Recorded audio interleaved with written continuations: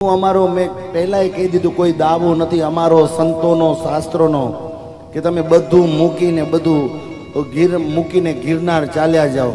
ગિરનાર ન જાઓ, તમારા ઘરને તો ગિરનાર બનાવો. એને તો તમારું એક આશ્રમ છે, સંતોનો બ્રાહ્મણોનો તો આશ્રમ હોય જ, પણ તમારો એક આશ્રમ છે. તમે જે સંસાર માંડીને બેઠા છો ને એ આશ્રમને ગ્રસ્તાશ્રમ કહેવાય છે. ને રોજ પ્રાર્થના કરજો કે મારા ઘરે કોઈક અભ્યાગત આવે, સાધુડો જોગીડો આવે, કોઈક બ્રાહ્મણ આવે જેને પગે લાગી શકું ને એવો કોઈક જીવડો આવે, જેનો ભજન હોય એવા લોકો તમારા ઘરે આવે. તમારા ઘરના પુણ્યોને જાગૃત કરી જાય. મારે પૂજ્ય મેઘરાજજી દાદા યાદ આવે, એ મહાપુરુષ.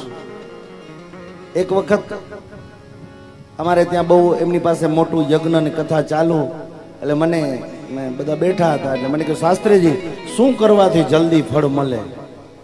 મેં દાદાને કીધું કે દાદા આ યજ્ઞ કરો તો આમ આવી રીતે શાસ્ત્રમાં એનો ફળ છે. નવચંડી કરો, સતચંડી કરો, મહારુદ્ર કરો, આ બધાના પ્રમાણો દાદાને શાસ્ત્ર મત આપ્યા કે હમણાં ને હમણાં ફળ જોઈતું હોય તો. દાદા એવી કોઈ શાસ્ત્રમાં વ્યવસ્થા છે નહીં. હવે વેદ હમારા ભેદ ન જાને, વેદ હમારે માય. વેદ થી બારે નથી પાછો.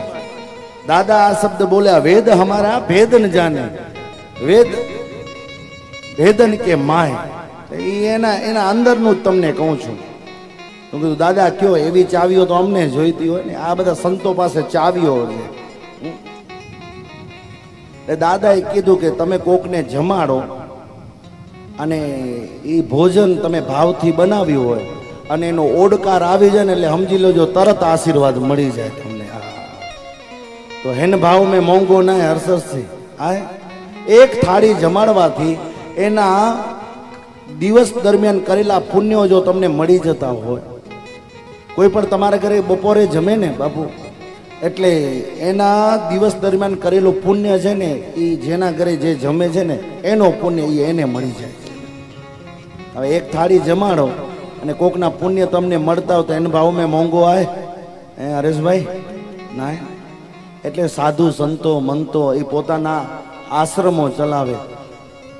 હવે તો અહીંયા તો મહેમાનો, પહેલા મહેમાનો આવતા ને ગામમાં તો પડાપડી થતી કે આજે મારા ઘરે, આજે મારા ઘરે, આમ બધી ગાડે આવતા, પગે આવતા મહેમાનો, આમ રાજી થતા. મહેમાન આવ્યા એટલે ભગવાન આવ્યા.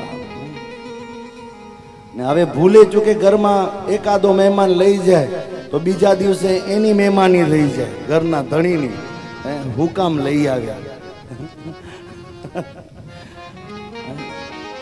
બીજા દિવસે એનું ટક બંધ થઈ જાય પાછું.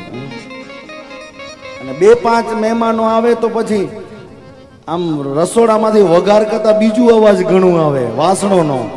ખબર પડી જાય પોહાતું તો નથી, પણ કરીએ હું, હલવાણીમાં ગરબે રમે, અમે ક્યાંક હલવાઈ જઈએ. એટલે આ બધી વિકટ પરિસ્થિતિઓ સમાજમાં પ્રગટ તો થઈ જ. પણ મારા અહીંયા આહિર સમાજ બેઠું છે, આહિરનો આશરો કહેવાય. એ રાજપૂતો એના ઘરે મહેમાનો ભાઈ બહુ મોટું મન રાખીને ખવડાવજો. ખવડાવવાનો બહુ મોટો મહિમા છે. બાકી તો હવે આજની તો મેં કીધું ને ઘરની જેમ પરિસ્થિતિ વિકટ બની છે. અહીંયા તો હજી બાપુ સારું છે કે હોટલ બોટલ નથી. સિટીઓમાં જઈએ ને કહીએ ને મહેમાન આવે છે એટલે એ કહે છે હોટલમાંથી લેતા આવજો. ઘરે બનાવવું જ નથી.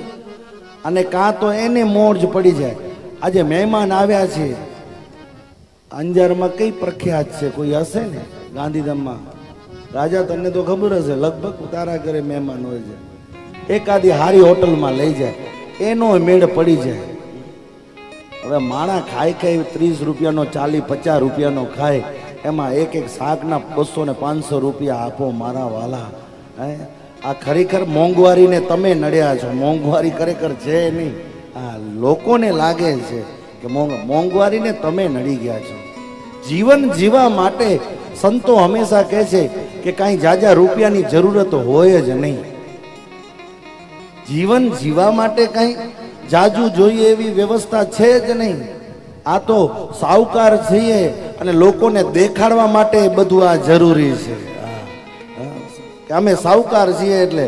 નહીં તો રહેવા માટે તો 10 બાય 10 નો નાનકડું ઓરડું હોય એમાં રહી જવાય. હવે આ 4 બેડરૂમ ને 5 બેડરૂમ હોય એમાં હોતો ને હોતી સફરજન ને ઈ જ હોય બે.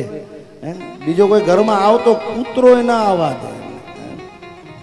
એવા મોટા ઘરને તમે કરો છો.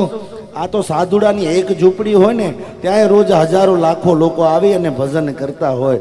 અને તમારા મોટા મહેલોમાં આજે કૂતરોય આવવા તૈયાર નથી. લેવો કૂતરોય પામતો નથી તમારા આંગણે.